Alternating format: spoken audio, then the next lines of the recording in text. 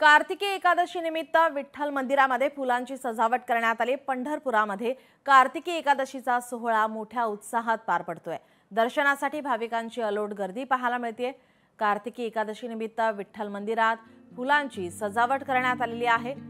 पंढरपुरात कार्तिकी एकादशीचा सोहळा मोठ्या उत्साहात पार पडतोय।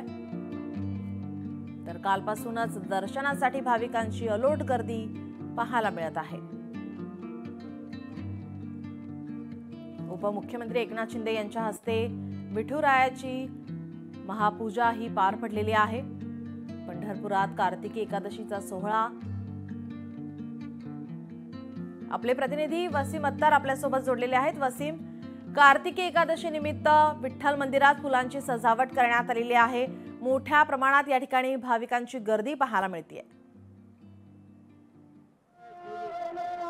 नीलम, निश्चितच पाहायला गेलं तर कार्तिक एकादशी मुळे जे आहे ते पंढरपुरात जे आहे ते लाखो भाविक जे आहे ते दाखल झाले आहेत। आपण सध्या चंद्रभागेच्या या ठिकाणी आहोत। तर आपण या ठिकाणी पाहू शकतो की 5 ते 7 लाखाहून अधिक भाविक जे आहेत ते या ठिकाणी आपल्याला पाहायला मिळत आहेत। विठुरामाचं गजर करत जे आहे ते हे भाविक विठुरायाचं दर्शन करायसाठी जे आहे ते निघालेले आहेत। एक मोठी गर्दी जी आहे ते या ठिकाणी आपल्याला पाहायला मिळते।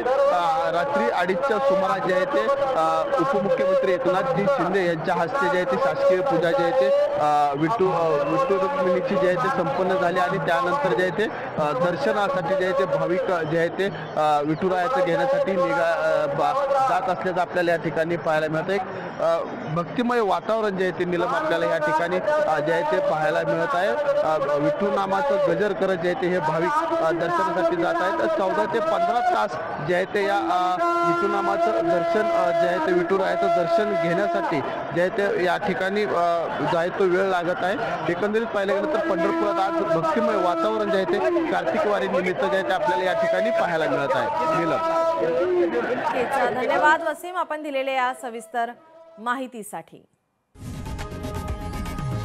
लोकशाही मराठी ऐका, पहा, जागरूक रहा।